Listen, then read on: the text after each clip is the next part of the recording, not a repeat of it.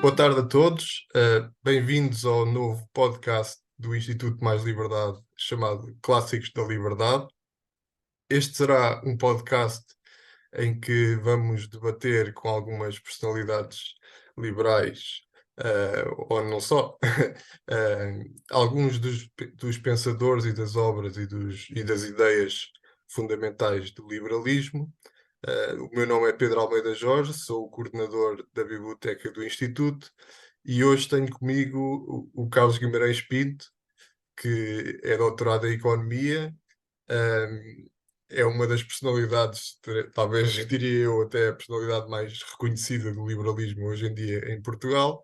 E para além disso, foi um dos principais, ou talvez o principal impulsionador aqui do Instituto Mais Liberdade, pelo que faz sentido que ele também seja aqui o nosso primeiro convidado para esta conversa, que será de mais ou menos meia hora, e terá por mote o livro Economia numa lição de Henry Hazlitt, que nós, a certa altura no Instituto, já chegámos até a oferecer alguns exemplares e que, de facto, é um dos clássicos para entender a economia de uma perspectiva liberal. Passando aqui então ao nosso convidado, ao Carlos Guimarães Pinto, um, e antes de entrarmos no livro em si, se calhar, Carlos, gostava de saber a tua opinião sobre a eventual importância de facto as pessoas às vezes darem um passo atrás e tentarem cultivar um pouco mais e estruturar o seu pensamento a nível da liberdade política e também, em especial, a liberdade económica e da literacia económica, que foi um dos motes para o nosso instituto. Se achas que de facto é importante haver um esforço da parte das pessoas de pegar num livro ou tentar ouvir de facto textos e excertos de autores reconhecidos e não ficar só na espuma dos dias, por assim dizer. Muito bem. Antes de mais, olá a todos e cumprimento por este esforço de fazer este novo programa. Acho que é muito importante sermos capazes de rever alguma da principal literatura e obviamente, para mim, uma honra ser o primeiro convidado deste programa.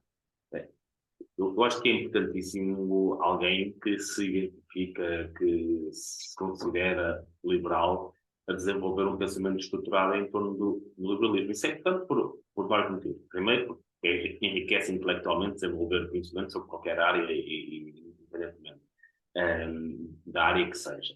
Depois, porque permite também à pessoa ser intelectualmente mais estruturada naquelas que são as suas convicções. E isso permite-nos, porque todos os anos aparecem problemas diferentes, problemas correntes, problemas estruturais novos, problemas que muitas vezes não têm muito a ver com os problemas que existiam há 100 ou 200 anos, mas se o pensamento for estruturado, ou seja, se tiver as fundações, se tiver os alicerces teóricos bastante estruturados, é muito mais fácil pensar em como resolver essas questões de uma perspectiva liberal do que se basearmos o nosso liberalismo em duas ou três causas mais correntes. Por isso é que é importante ter essa visão. Dito isto, obviamente, os autores liberais são muito distintos. E eu diria que há autores liberais que em determinados assuntos nem sequer concordam entre si, e isso é normal, é perfeitamente normal que pessoas movidas pelos mesmos instintos, pelos mesmos princípios, devido à forma como se desenvolveram intelectualmente, acabem por discordar ou por terem premissas diferentes em relação a certos assuntos que acabem por discordar e perceber essas discordâncias, perceber esses diferentes pontos de vista de vários autores, também é importante, também faz parte do enriquecimento intelectual e permite-nos mais do que isso, que é se aqueles grandes autores, pessoas extraordinariamente inteligentes, com princípios certos, discordavam entre si, então é perfeitamente normal que eu, tu e qualquer pessoa, vamos dizer assim, normal, também tem algumas discordâncias, mesmo partindo dos mesmos valores e dos mesmos princípios. Sim, e por outro lado, acaba por ser um dos pilares do liberalismo, precisamente a ideia de que através de certas discordâncias é que conseguimos chegar não só a um consenso, mas talvez descobrir uma verdade mais consistente através da discussão das diferentes ideias. Eh, Ou, pelo menos, percebermos porque é que discordamos. Isso às vezes até acaba por ser o mais importante de tudo. Muitas vezes as pessoas têm discussões muito agressivas sem saberem exatamente porquê. Muitas vezes há apenas uma premissa que não é a mesma para ambas as pessoas e que faz com que elas discordem no assunto, quando em tudo o resto estão de acordo, nos princípios, nos valores, nas consequências, etc., mas muitas vezes discordam numa premissa. Voltando mais aqui ao tema dos livros em si, gostava que partilhasse um pouco, talvez, ou a tua experiência ou com este livro, ou talvez também quais é que foram os autores que te fizeram chegar aqui a estas visões da liberdade económica. O que é que tens a dizer sobre isso? Pronto, eu li nos meus, durante a universidade,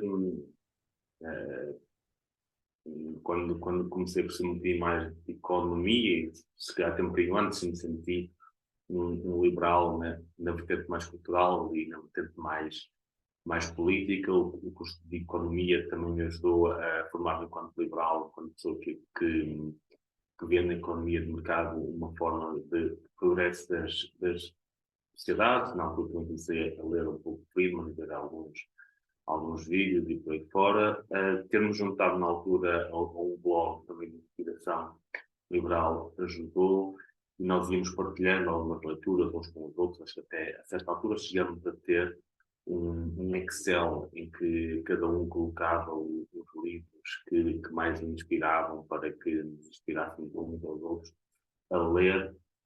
E um livro que na altura que eu me arrependo bastante não ter lido mais cedo, que até durante o curso me teria feito falta, que apareceu em bastantes listas de bastantes dos meus ex-colegas de blog, era precisamente o Economics in One Lesson. E eu li na altura, penso que ainda estava na universidade, na altura, talvez nos últimos anos da universidade.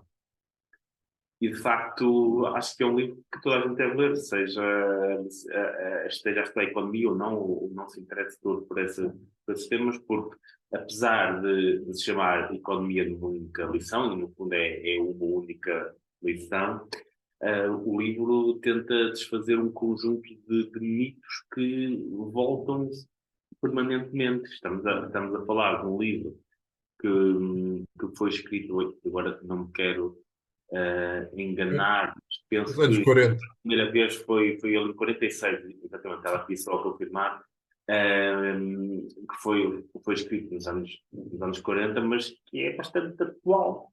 É profundamente atual, porque muitos destes mitos, muitas destas falácias regressam de forma constante. E eu depois tenho dedicado alguma parte da minha vida, até porque acho que é um desafio intelectual muito interessante, um, a desfazer mitos que ainda existem, mitos que aparecem na discussão pública sobre os mais diversos temas. Aliás, o Instituto acabou de lançar um livro coautorado por mim, mais 3 pessoas do Instituto, que visa desfazer mitos sobre a habitação, e muita da lógica de pensamento desse, desse desfazer de mitos, que agora também está no livro da habitação, é precisamente a lógica que vem neste livro do Huxley. E esse é de facto inspirador, porque parte de uma perspectiva que é a noção mais importante que, quanto a mim, existe em economia, que é o de custo de oportunidade. E depois, a partir daí, desfaz em várias interpretações, várias formas como aquilo pode ser percebido, várias aplicações que pode ter, a forma como desmonta os mais diversos mitos.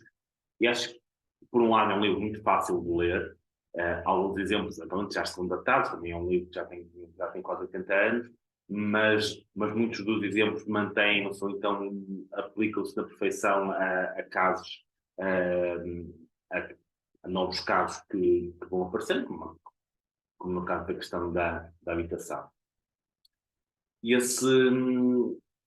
um livro que eu recomendo a toda a gente, quer seja economista, quer goste de números, quer não goste de números, quer goste de liberalismo, quer não goste de liberalismo, quer que até uma lógica de pensamento que todos devem aplicar, acho que todas as ideologias devem aplicar, que é, existe um custo de oportunidade por cada coisa que se faz e não podemos olhar apenas para os benefícios diretos que uma medida tem, mas para todas as suas consequências de curto e longo prazo, diretas e indiretas. Exatamente. Aqui logo no primeiro capítulo, o próprio Hazlitt explica ou define o que é essa tal lição básica da economia. Ele fala que a arte da economia consiste em olhar não só aos efeitos imediatos, mas também aos efeitos a longo prazo de qualquer ato ou política. Consiste em detectar as consequências dessa política não apenas para um determinado grupo, mas para todos os grupos da sociedade. Exatamente.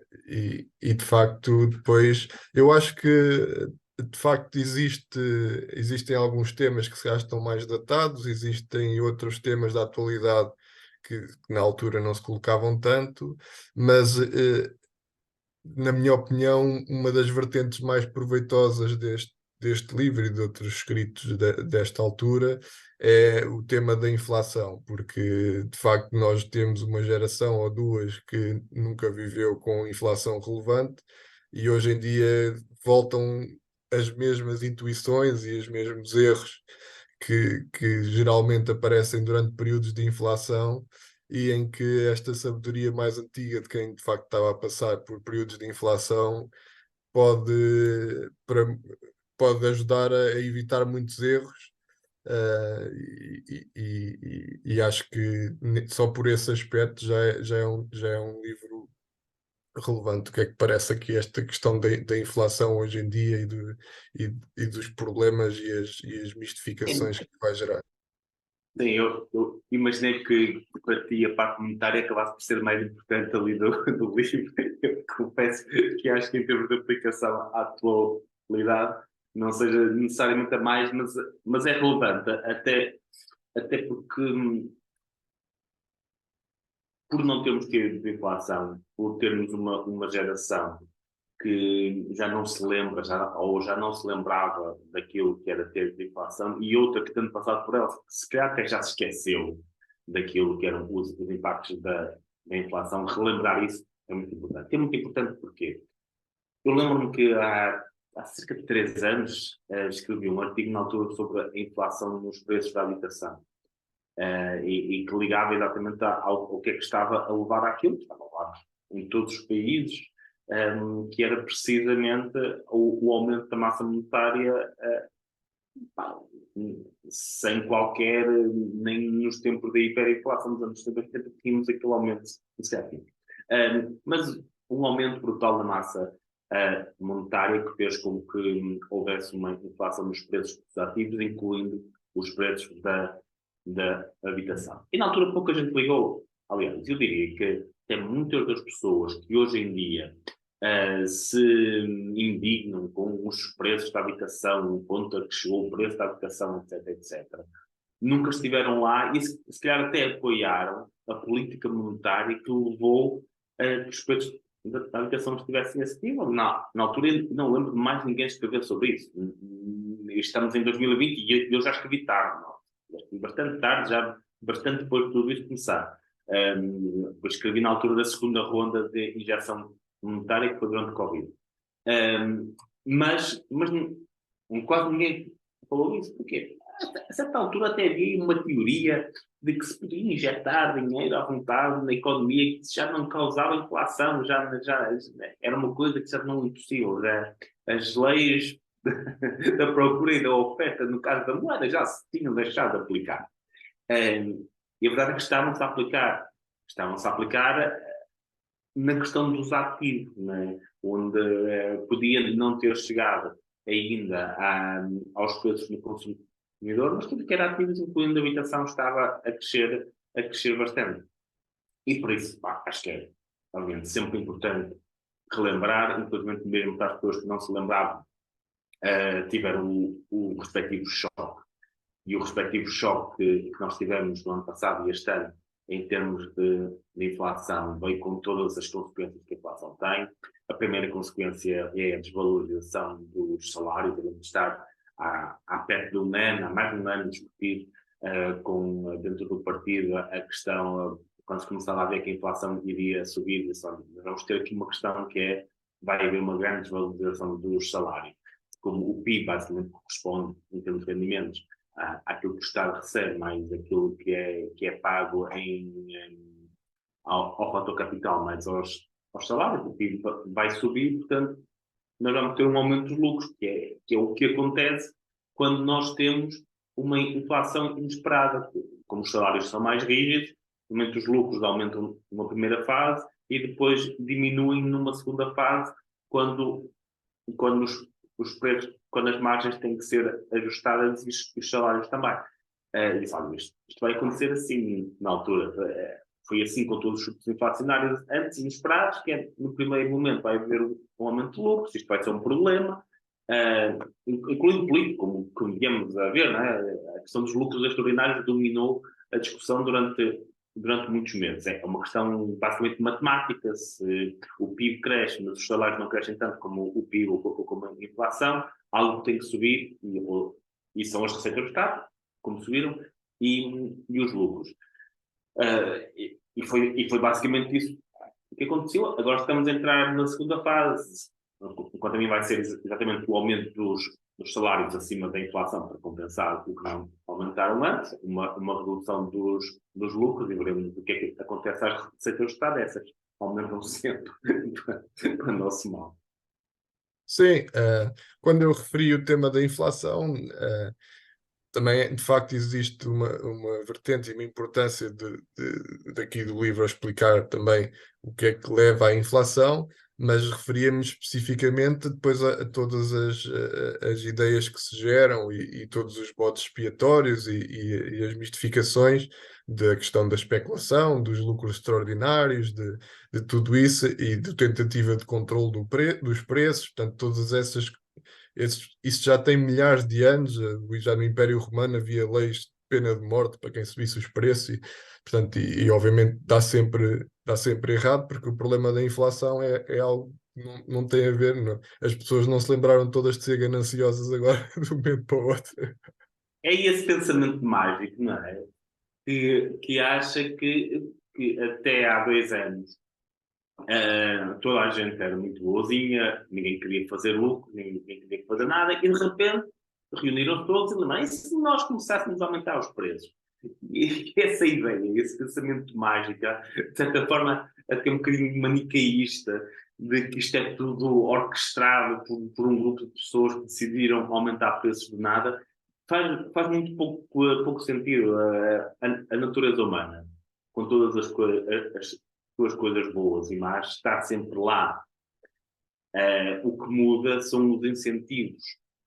E se existe, de repente, um súbito aumento da procura por via da injeção monetária, com uma redução da oferta por via da paralisação em resultado de Covid, aquilo que vai acontecer necessariamente é se há muito mais procura, muito menos oferta, os preços vão aumentar. E não é porque os produtores, os empresários se tornaram subitamente mais ambiciosos não, não é nada disso. Aliás, há pouco tempo escrevi sobre isso. Na altura, em 2011, quando o país estava praticamente falido, lembraram-se de culpar os especuladores pelas subidas de juros da dívida.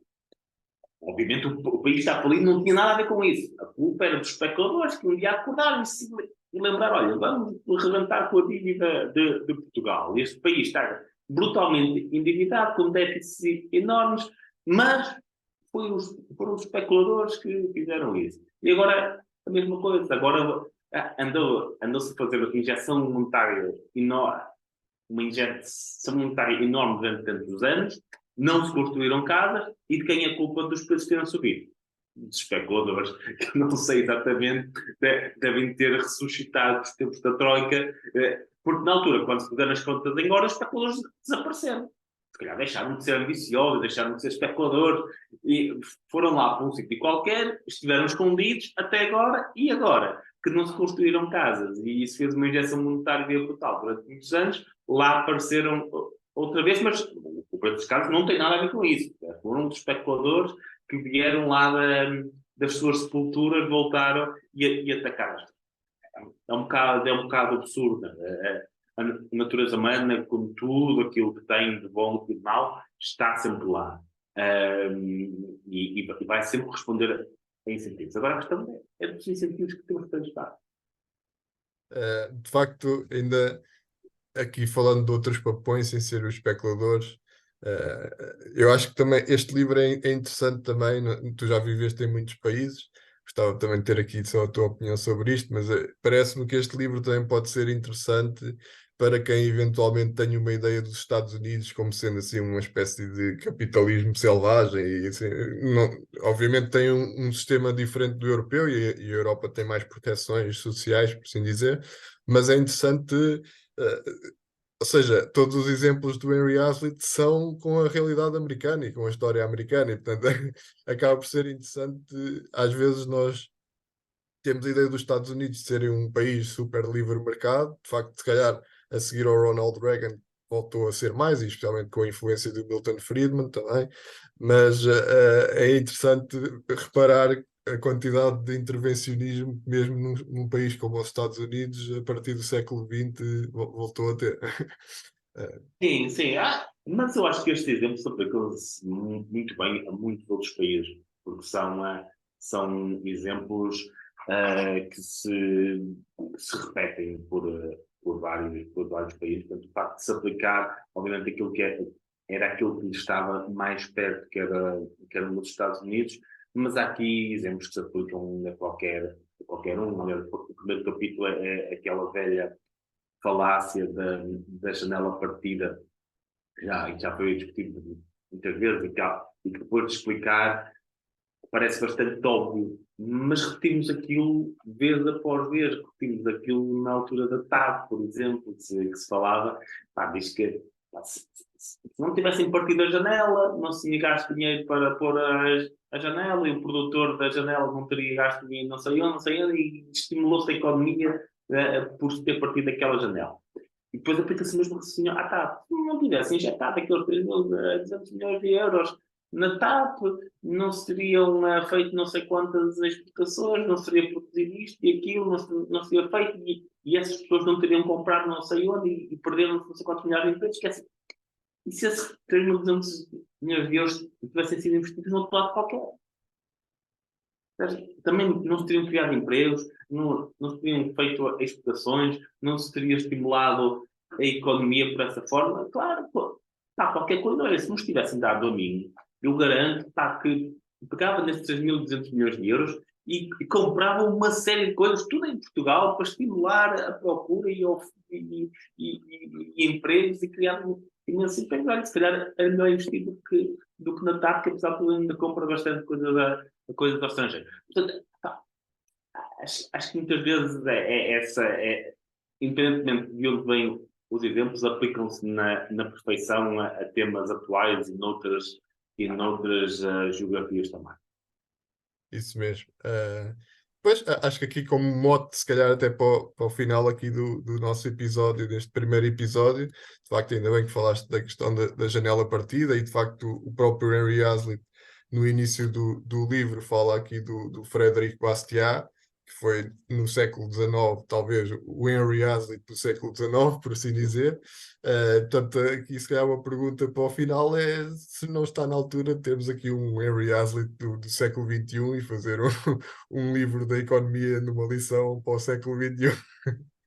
Por acaso, acho que seria um desafio muito interessante e não nos faltariam bons exemplos para isso, até exemplos mais modernos para fazer isso. Parece-me um desafio interessante. Acho que tem havido um esforço de algumas pessoas, incluindo o meu, de desfazer alguns mitos da economia que estão relacionados com temas correntes, como a questão da TAP, agora a questão da habitação, etc. Mas a certa altura compilar isso tudo e fazer uma visão sumarizada e atualizada deste livro seria interessante, até aplicada a Portugal. Nós, na altura, eu com o Ricardo e o Miguel temos um livro, foi o Economista Insurgente, agora acho que já nem está à venda, mas também ia um bocadinho nessa direção. Mas pronto, olha, se calhar nos 100 anos do livro, se ainda estivermos cá todos, depois fazemos uma coisa dessa. Muito bem. Pronto, então, Carlos, muito obrigado aqui Obrigado, eu. por esta conversa e a todos os que nos estejam a ouvir. Uh, Fiquem alerta para um próximo episódio e, entretanto, também visitem a biblioteca do Instituto, onde podem encontrar algumas destas referências e procurem também este novo livro, Trancas à Porta, sobre os mitos da habitação, que foi agora, vai ser agora publicado pelo Instituto e certamente vai dar também que falar. Ok, muito obrigado. Boa tarde. Programa. Tchau.